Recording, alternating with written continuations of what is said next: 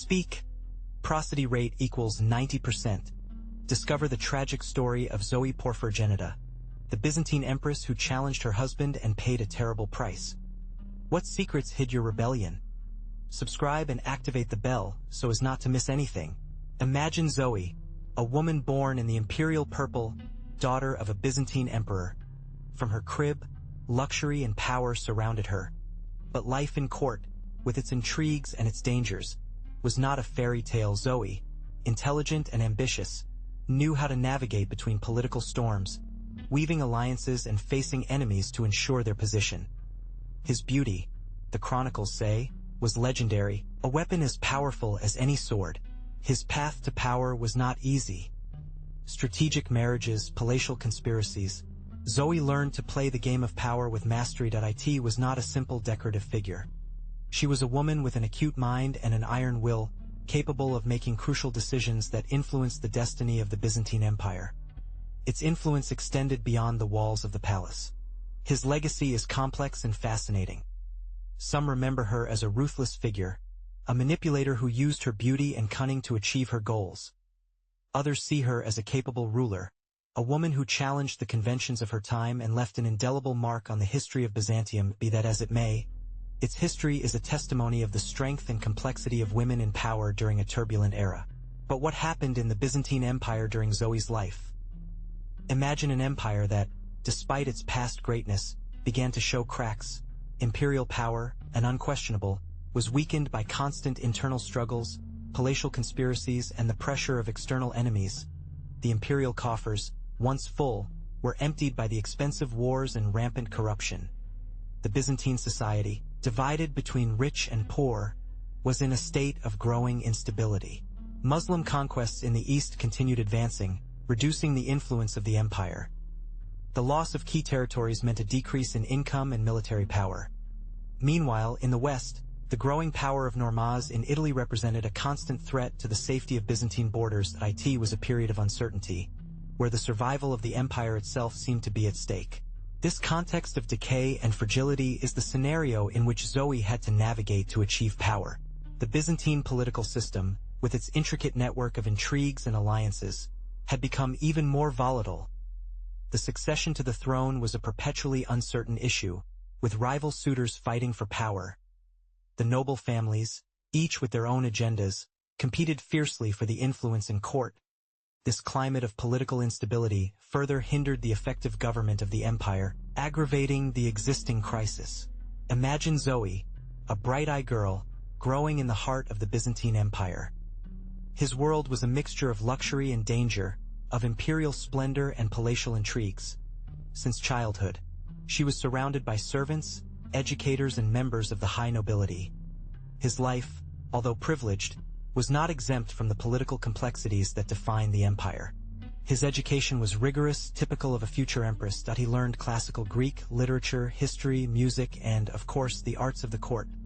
Domaining the protocol, diplomacy, and the art of conversation was as important as knowing Homer's works. Beauty and charm were tools that were taught to use with skill, but after that image, an acute observer and capacity for exceptional learning was hidden.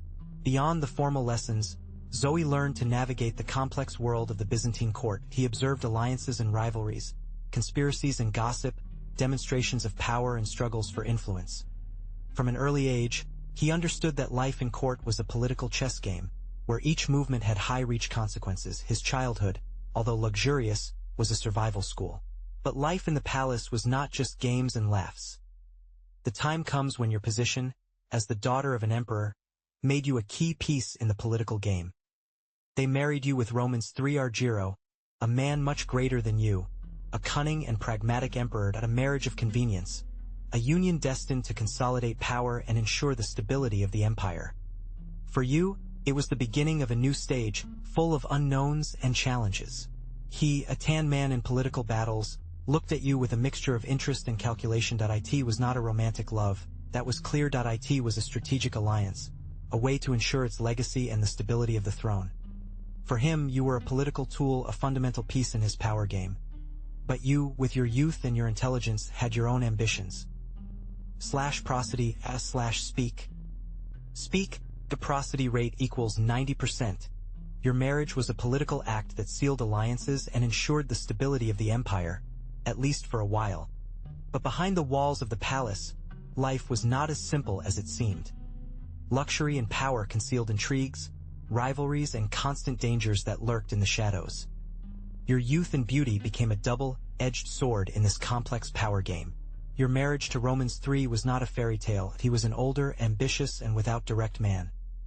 You, young and with the imperial blood running through your veins, were your only hope to ensure succession. At first, the relationship was cold, a political alliance rather than a passionate love. But little by little, your cunning and your charm began to influence it, shaping their political decisions and weaving a network of power around you. You started to weave strategic alliances, gaining the favor of key courtiers. Your influence extended beyond the walls of the palace, reaching the generals and religious leaders. With each strategic movement, you consolidated your position not only as Empress, but as a powerful political figure in its own right. Romans III, although initially in power, began to depend more and more on your insight and your network of contacts. The consolidation of your power was not an easy process. You had to deal with palatial intrigues, conspiracies, and the opposition of those who saw in your ascent a threat to their own interests. But you, with your intelligence and determination, knew how to navigate the turbulent waters of the Byzantine court, neutralizing your enemies and strengthening your position every day. You were no longer only the emperor's wife, you were the force that kept him on the throne. But ambition, like a poisonous snake, curled up around your marriage. Romans III got sick, and his health deteriorated quickly. Rumors began to circulate in the court, poisoning whispers of palatial intrigues, of a plot to ensure your rise to the throne. You, the young empress, were in the center of a perfect storm, where the truth was mixed with the shadows of doubt. The death of Romans III came with the same speed with which his illness had developed. Some said it was a natural death, accelerated by age and disease. Others, however, whispered another story. A subtle poison, administered by expert hands, an orchestrated plot in the shadows of the imperial palace. The truth, as is usually the case in these cases, was lost in the marana of suspicions. Your position was precarious. Although the succession seemed clear, uncertainty planned about your future. Could you assume power without being a murderess? Or the shadows of suspicion would persecute you forever, staining your reign even before it began. The death of the emperor left a void of power, but also a mantle of mystery that wrapped your future. And then Miguel IV appeared, the Pergonio, a powerful and ambitious man, bodyguard of the late emperor. His ascent was meteoric, from the shadow in the light of the throne, driven by an audacity that few in court dared to challenge. You, ZOE, was a path to ensure your position, a powerful ally in a sea of enemies. A new husband meant a new power, a new opportunity to consolidate your reign. The wedding was lavish, a deployment of wealth and power that sought to eclipse any questions about the legitimacy of your new marriage. Miguel, despite his humble origin, exhibited unwavering confidence, skilling the court and consolidating his position. His influence spread rapidly. His allies amounted to the ranks, while your former directors lost ground. You were in the center of this whirlwind, enjoying the power that this new alliance granted you. However, Miguel's ambition was not limited to simple ostentation. He longed for true power, the absolute control of the empire. His plans were complex, his calculated movements. While you enjoyed appearances, he wove a network of alliances and intrigues that would keep you tied to his will. The new husband, the new power, was not just a change of husband, was a regime change. So, Miguel IV, with his new position, surrounded himself with his own family, the powerful family Pelagonia. The Byzantine court was a hotbed of intrigues. ZOE, despite his position as empress, was relegated to the background. The influence of the emperor's family was overwhelming, and his plans for the future of the empire collided directly with ZOE's. The rivalry intensified. The Pelagonia family saw ZOE as an obstacle to his consolidated power. They were ambitious and cunning, and their actions became increasingly threatening. For ZOE, the situation became a maze of conspiracies where each movement was observed, each word analyzed, each potential ally, a possible traitor. Prosody, speak. Prosody rate equals 90%. Disputes for succession to the throne were constant. The Pelagonia family sought to ensure the future of its lineage, while ZOE, although relegated, still retained some power and influence. This struggle for power unleashed a series of palatial conflicts, where loyalty was bought and sold, and alliances broke easily. The Byzantine court became a silent battlefield, where words were more lethal weapons than swords. But let's go back to ZOE. Imagine your life. A gigantic palace, full of treasures. Ivory furniture, silk tapestries, gold everywhere. Servers at your disposal, attending each of your whims. Burra milk baths, exotic perfumes. An unimaginable luxury for most. His dresses, embroidered with gold threads and precious stones, were worthy of a queen. The court rituals were imposing. Every day it began with a procession, with ZOE surrounded by company ladies, advancing in endless halls to the imperial chapel. Then, the hearings, consultations with counselors, political negotiations, endless ceremonies that reflected the immense power of the Byzantine Empire. But behind the pomp, secrets were hidden. Gossip, rivalries, conspiracies. Life in palace was a constant struggle for power. ZOE, although surrounded by luxury, was not safe from the intrigues. The walls of the palace, so imposing on the outside, hid a network of secrets and betrayals. There were spies everywhere. Every word, every movement, was observed, analyzed, interpreted. She, the Empress, was no exception. But that luxury life had a dark back. A nephew of yours, Miguel V., ambitious and calculator, began to weave his own power network. While you enjoyed the delights of the palace, he moved in the shadows, winning allies and conspiring in silence. His gaze was fixed on the throne, in your crown. That I saw you as an obstacle, an old and weak queen that could be easily displaced. Miguel, with his charm and cunning, managed to convince many of the nobles that you were an ineffective ruler, a decorative figure unable to direct the empire. He sowed discord, fed the rumors, and little by little he was eroding your authority. The court, always susceptible to palatial intrigues, began to doubt you. Your own directors, in secret, bowed to the promising nephew. Miguel's rise was rapid and implacable, with the support of the Praetorian Guard and a significant part of the nobility. He dared to give the final blow. One day, you found yourself surrounded, not by servants, but by loyal soldiers to your nephew. Your reign, which seemed eternal among the luxuries of the palace, staggered. The threat had come true, and the danger sighted over you. While you roamed yourself in opulence, Miguel V., with the help of his allies, orchestrated a coup d'état. The conspiracy was rapid and efficient. From one day to another, the loyalty of the guards changed, and the palace, which was previously your strength, became your prison. You were surrounded, without escape. The sound of the swords echoed in the halls, announcing the end of your reign. Miguel V., your own nephew, stripped you of the throne without contemplation. The power, which you had enjoyed, vanished as the morning fog. The humiliation was deep, the weight of betrayal unbearable. Your allies, before numerous and loyal, abandoned you, letting the palatial intrigues consume you. But the fight for power did not end there. Miguel V's fall was as sudden as his rise. People, outraged by their tyranny and cruel decisions, rebelled. The instability of the empire under his government accelerated his overthrow. Your fall was not the end of the story, but one more chapter in this game of power. But Miguel V's fall did not mean the end of your problems. After the brief and tumultuous ascent of his successor, the patriarch Miguel de Cerulario, you found yourself again in the center of power, needing an ally, and you found it in Constantine IX Monomico, a powerful and ambitious man, who saw in you the key to access the imperial throne. His ascent was meteoric, driven by your influence and for his skillful management of Byzantine policy. Your third marriage with Constantine IX was a cunning political calculation, but also, according to the chronicles, a genuine romance. He, a man of great intelligence and experience, offered you stability and a solid government, despite the age difference. It is said that a true love among you flourished, an oasis of peace in the midst of the policy storm of the Byzantine court. For a while, your reign was again prosperous and stable. Prosody, speak. Speak. Prosody rate equals 90%. Constantine IX proved to be a capable emperor, carrying out administrative and military reforms. Despite his marriage with you, the consolidation of his power was not exempt from challenges.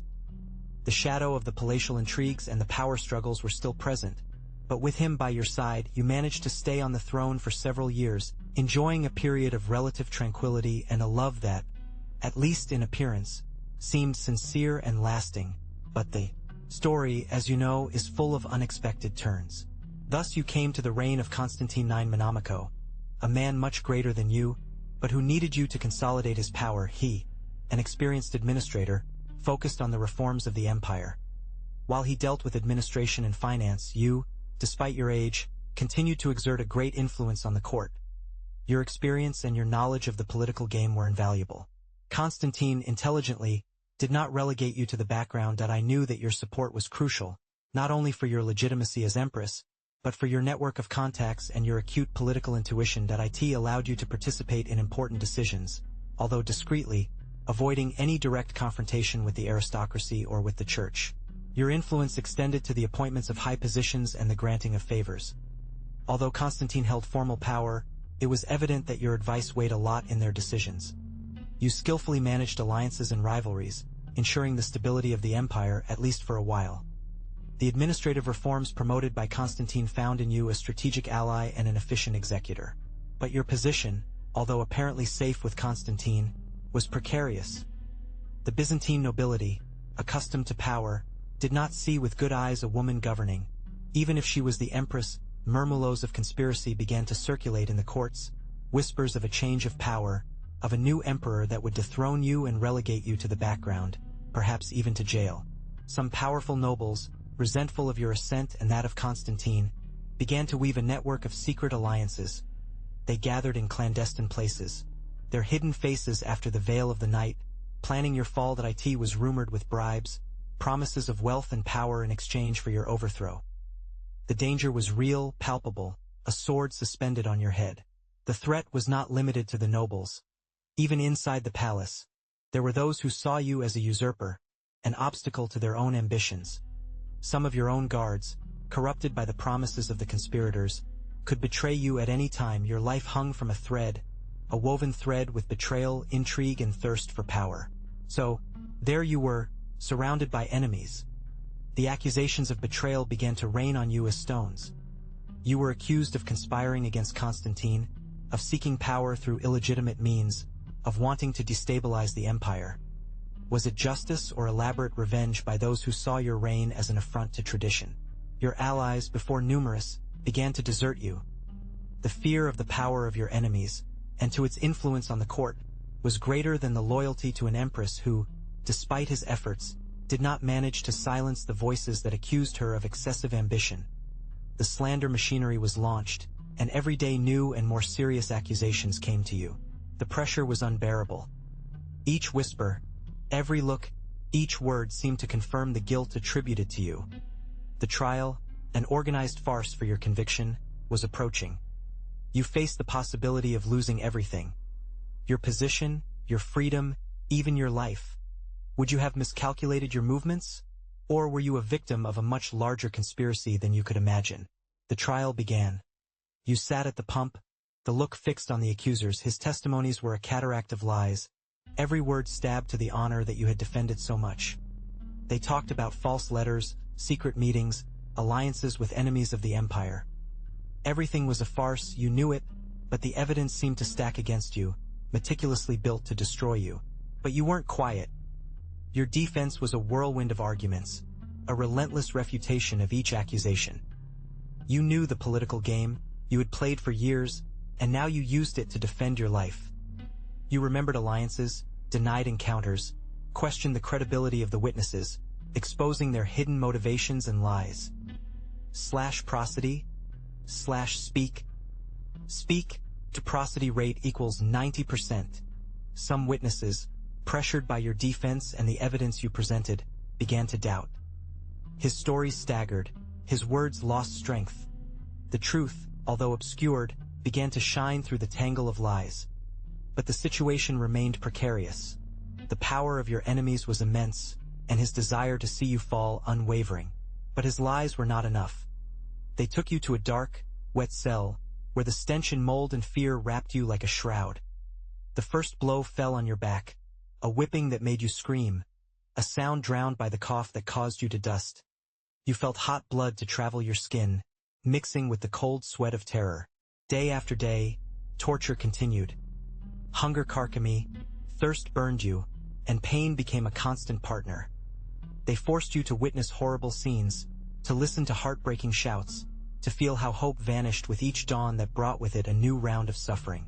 The pressure on your bare feet, stuck in the cold ground, was unbearable. The weight of the chains made you feel like a caged animal, unable to escape from the darkness that surrounded you. Each beat of your heart was an echo of the pain that consumed you, a silent cry that only you could hear. The cry caught in your throat, drowned by pain and despair. The cell was a hole in the earth, cold and wet. Water drops constantly fell from the wall covered with mold, forming puddles on the cold stone floor. There was no bed, just a little wet and smelly straw where they dropped you. The air was thick, loaded with a nauseating smell of moisture, mold, and excrement. Hunger you carcomed. They gave you a minimum ration of hard bread and water, just enough to stay alive. The cold fell to your bones, and the lack of sleep left you exhausted, with swollen and reddened eyes. There was no one to talk to, just the darkness, silence, and the constant echo of your own suffering. The guards treated you brutally, throwing food as if you were an animal. Any complaint or supplication was answered with blows or insults. Fear had become your constant partner.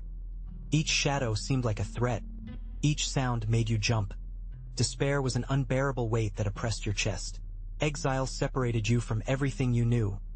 Prisoner in a remote monastery, imperial opulence became austerity.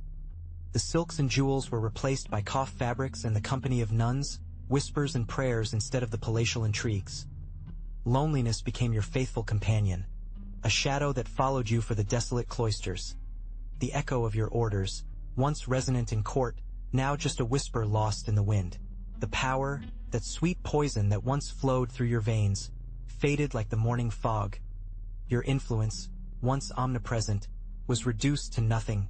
The crown, a symbol of your reign, became a distant memory, an invisible weight that oppressed your soul. The separation of your family from your glorious past was an open wound that refused to heal. Every day was a monotonous repetition of the previous one, a slow decline towards insignificance. The end of your reign was not a dramatic event, but a slow and silent fading. There were no battles or conspiracies, only the cold acceptance of your new reality. Luxury and power had gone, replaced by the simplicity of monastic life. Your story, once written in gold, was now relegated to the murmurs of historians, a distant echo in the halls of time. The Empress that one day reigned, now it was just a shadow, a spectrum of the past. After years of confinement, death reached ZOE. The chronicles are vague, leaving space for speculation. Was it a disease that consumed his body, weakened by exile and sadness? Imagine her face, pale and emaciated, in the monastic cell, the cold penetrating to the bones, while the disease was defeating slowly. Some whisper that it was a prolonged ailment, others that a sudden disease ended with its life.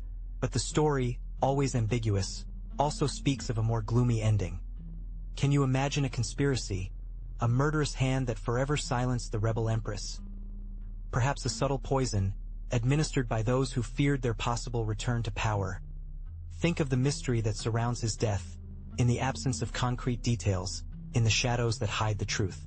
The truth, as usually happens, was lost in time. That ZOE's death remains wrapped in a veil of uncertainty, a historical enigma that invites speculation. It was a disease that led her slowly to an end, or a conspiracy that snatched her prematurely. The answer, perhaps, hides in the silences of history, in the dark halls of the Byzantine monasteries, in the secrets whispered among the millenary stones. /prosody /speak. Speak, a prosody rate equals 90%, but ZOE's story does not end his death. Despite his tragic end, his reign, although brief and marked by the controversy, left a mark on the Byzantine Empire. Think about it. A woman, in a time dominated by men, challenged the norms, tried to govern, and although her reign was ephemeral, she sowed the seed of the debate on the role of women in power. His struggle for power, although failed, inspired other women to challenge social conventions. Its history became an example, even if it is a tragic example, of female ambition and perseverance in a hostile world. You may seem like a small legacy, but imagine the impact it had on women of their time who saw in it a reflection of their own aspirations. Even today, its story is still relevant. ZOE reminds us that history is not written only by the victors, but also by those who challenged the established order. His courage, although finally defeated, continues to resonate through the centuries, and his name remains mentioned in the studies of the Byzantine Empire. You can judge your reign, but you cannot deny its impact. But how do we know all this? The reconstruction of ZOE's life is based on a careful analysis of the Byzantine chronicles. Imagine historians, as detectives of the past, scrutinizing old scrolls, deciphering hieroglyphs and comparing different versions of events.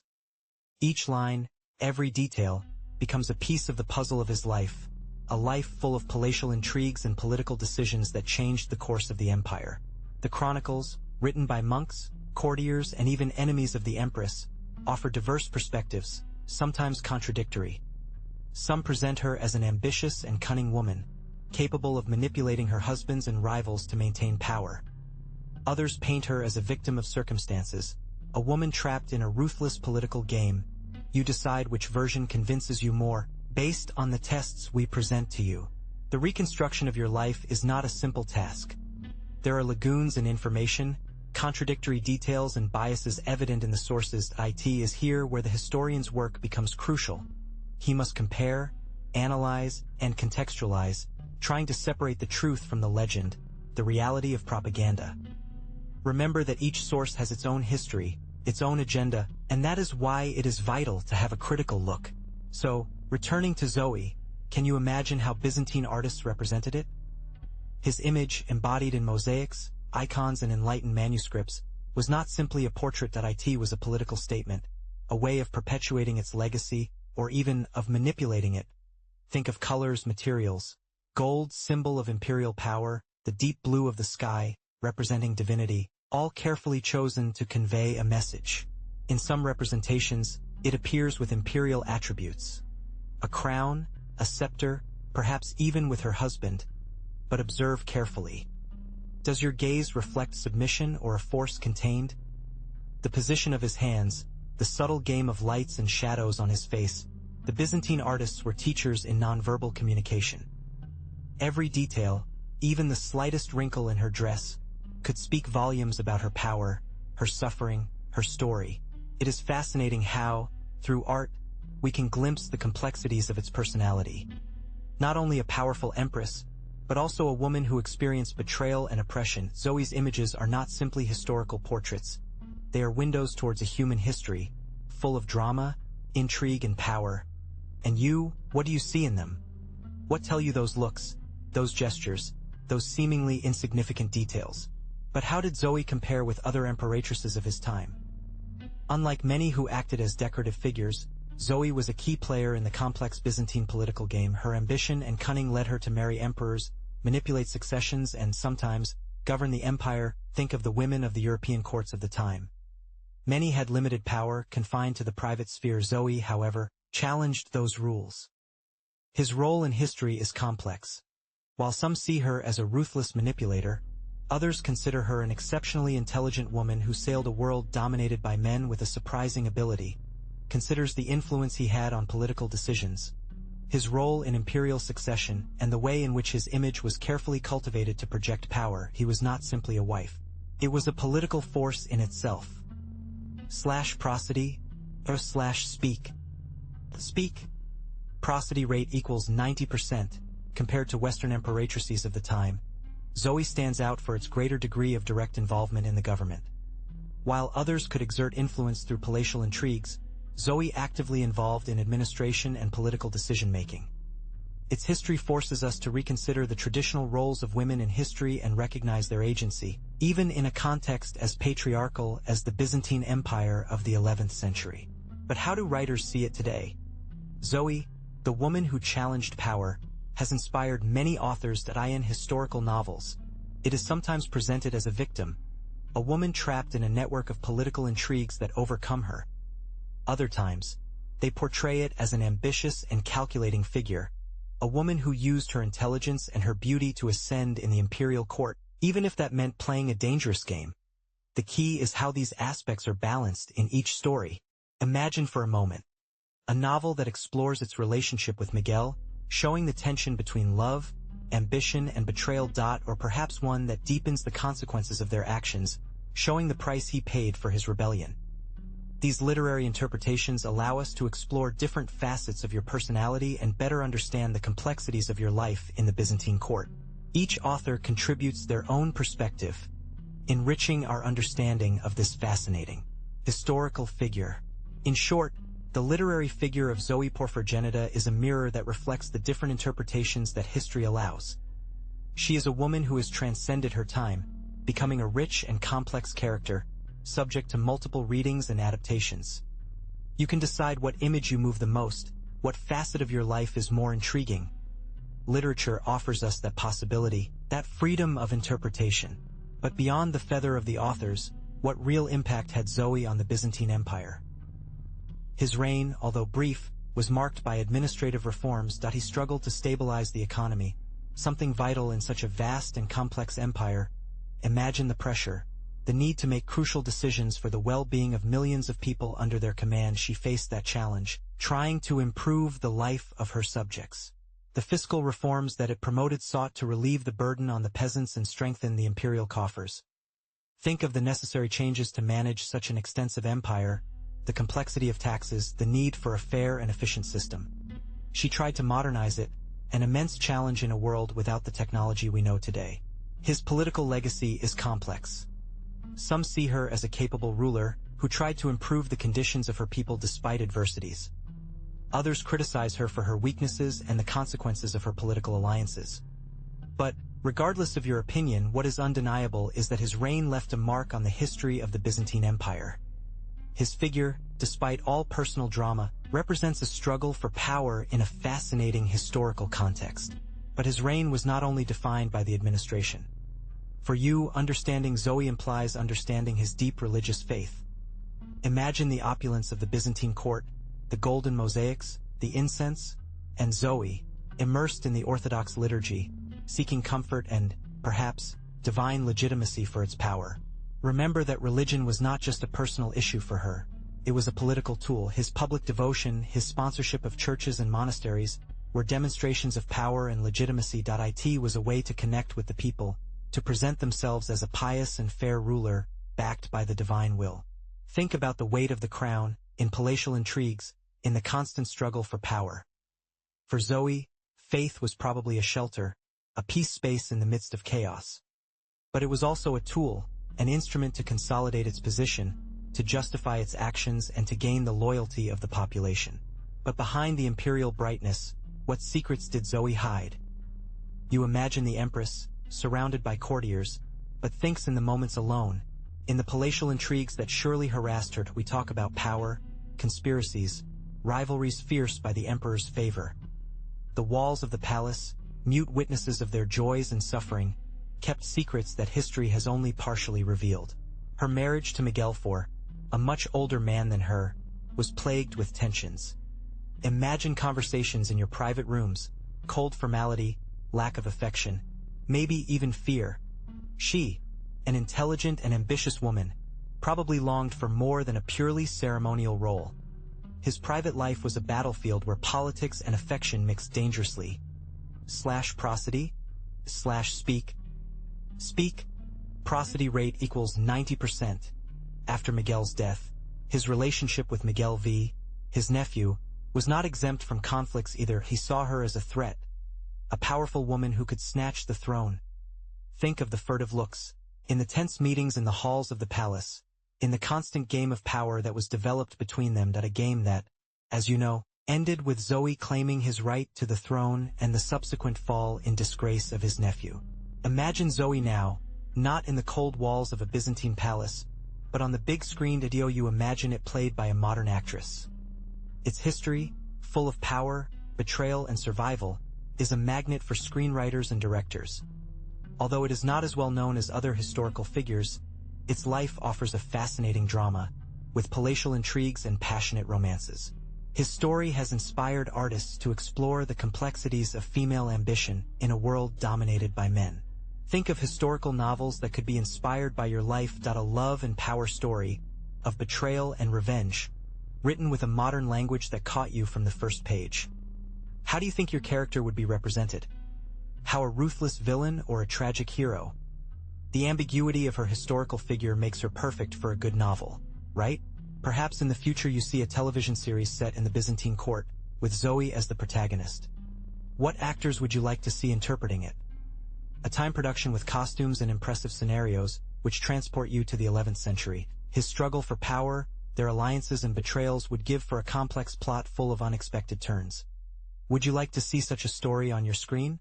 But what do we really know about ZOE? Many questions are still unanswered. What was the true extension of your political influence?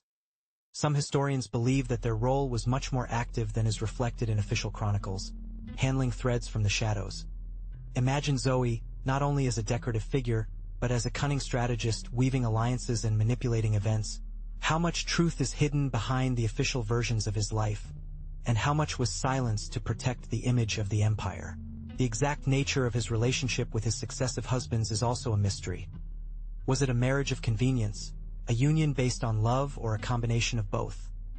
Historical sources offer us contradictory fragments, leaving space for speculation. Think of the letters that were never written, the secret conversations in the light of the candles. What secrets were taken to the grave? And finally, the form of his death. Was it an undercover murder, an accident, or a natural death? The official versions offer a comfortable narrative, but the shadows of the palatial intrigue suggest something else. Imagine ZOE in his last moments, surrounded by intrigues and secrets. What really happened? History leaves us with more questions than answers, turning ZOE into a fascinating enigma. But what do historians say? There are those who paint it as a manipulative figure, eager to power, who used their husbands as pawns in their political game. They focus on their strategic marriages and the palatial intrigues that surrounded her, seeing in her an ambitious woman who did not hesitate to use any means to achieve her goals. For them, their rebellion against Miguel VI was another sample of his ruthless character and his thirst for control. However, other voices defend it, presenting it as a victim of circumstances. They argue that their actions were motivated by the need to protect the empire and its own survival in an extremely volatile political environment. For this perspective, its marriages were decisions imposed by the court, and its rebellion, an act of despair before the inability of others to effectively govern. She is seen as a strong woman who faced adversities, fighting for what she thought was fair. You can see that these different interpretations show us the complexity of their figure. The lack of reliable primary sources and the influence of historical prejudices make it difficult to reach a definitive conclusion. Was it a cunning manipulative or a tragic hero? Perhaps, the answer is at some intermediate point, in a complex woman who acted in a historical context marked by intrigue, power, and survival. But what is behind that controversial image? The truth is that ZOE's story has been shaped and remodeled over the centuries, depending on who will tell it and with what objective. Think of the chroniclers of the time, many of them influenced by the political factions of the Byzantine Empire. Some saw her as an intriguing, others as a victim of circumstances, and others as a hero that challenged the established order. Each painted their own portrait, influencing how we perceive it today. Prosody / Speak. Prosody rate equals 90%. The primary sources, the documents of the time, are often ambiguous or contradictory. Interpreting them is a complex work, and interpretations vary according to the historical context and the ideological perspectives of the historian. So, what you see as a manipulative empress could be seen by another as a woman fighting for her survival in a world dominated by men. The lack of objectivity in historical records makes it difficult to reconstruct the true ZOE. In summary, the image we have of ZOE Porphyrogeniта is a historical construction, a mosaic formed by fragmented and interpreted information pieces through different lenses. It is a complex figure, wrapped in mystery and contradictions, and its legacy remains the object of debate among historians. What you think you know about it is probably just a part of a much bigger and fascinating story. So how should we judge ZOE? You have seen the complexity of his life, his ambitions, his betrayals, his sufferings. He was not a saint, nor a one-dimensional villain. She was a powerful woman in a brutal world, who fought to survive and maintain power in a relentless political environment. His actions, although sometimes cruel, were an answer to the pressures of his time. The story, written by the victors, often distorts the truth. In the case of ZOE, the perspective of historians has varied over the centuries. reflecting the prejudices of each era. Was it a ruthless manipulator or a victim of circumstances? Perhaps the answer is more complex, a mixture of both. Beyond moral judgment, what is clear is its strength and its ability to navigate in the complex world of the Byzantine court. His legacy, although stained by the controversy, remains a testimony of female capacity to achieve power in a time dominated by men. Ultimately, the story of ZOE Porphyrogenitta invites us to question the dominant narratives and seek a more nuanced understanding of the past. Many wonder about their beauty. The chronicles describe her as a woman of great attraction, which undoubtedly played a role in her rise and in the palatial intrigues. Remember that beauty in the Byzantine court was a double-edged sword, as powerful as dangerous, capable of opening doors but also attracting enemies. Was it really so ambitious? Absolutely. His longing for power is undeniable, that he was not content with a secondary role in court. He wanted control and sought it with tenacity, even through unconventional marriage alliances and risky political maneuvers. Her ambition took her to the top, but also to her fall. And the question of his relationship with Miguel for his marriage was at least complex. He was a much younger man, and his relationship was marked by politics and the struggle for power. Some historians suggest a lack of true affection, while others point to a degree of complicity in some aspects of their reign. Finally, what happened after your torture? After the confinement period and humiliations, ZOE survived. His life continued, although marked by traumatic experience. She, who had known imperial glory, faced ostracism and uncertainty, an end far from the power she had desired. Its history leaves us with definitive unanswered questions, but without a doubt, it reminds us of the complexity of life, power, and human fragility. To better understand ZOE's life, I recommend you deepen the primary sources. Byzantine historical texts, although sometimes biased, offer a direct vision of the time. Search for critical editions of the Chronicles of Miguel Silos or Juan Esalitzes. They, as contemporaries, will give you invaluable details about the political and social environment in which ZOE developed. In addition to the Chronicles, there are modern academic studies that analyze the figure of ZOE. Look for books specialized in the history of the Byzantine Empire, especially those that focus on the period of the Commons.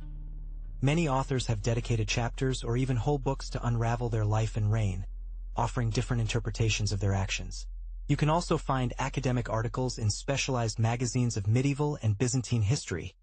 These publications usually offer more specific analysis on certain aspects of ZOE's life, such as their political role, their family relationships, or the way in which historical sources have represented it. Remember that historical research is a continuous process, so interpretations can vary over time. Finally, remember that the additional information you find can enrich your understanding of ZOE's story. Do not limit yourself to a single source. Compare different perspectives and critically analyze the information you find. In this way, you can build a more complete and nuanced image of this fascinating empress.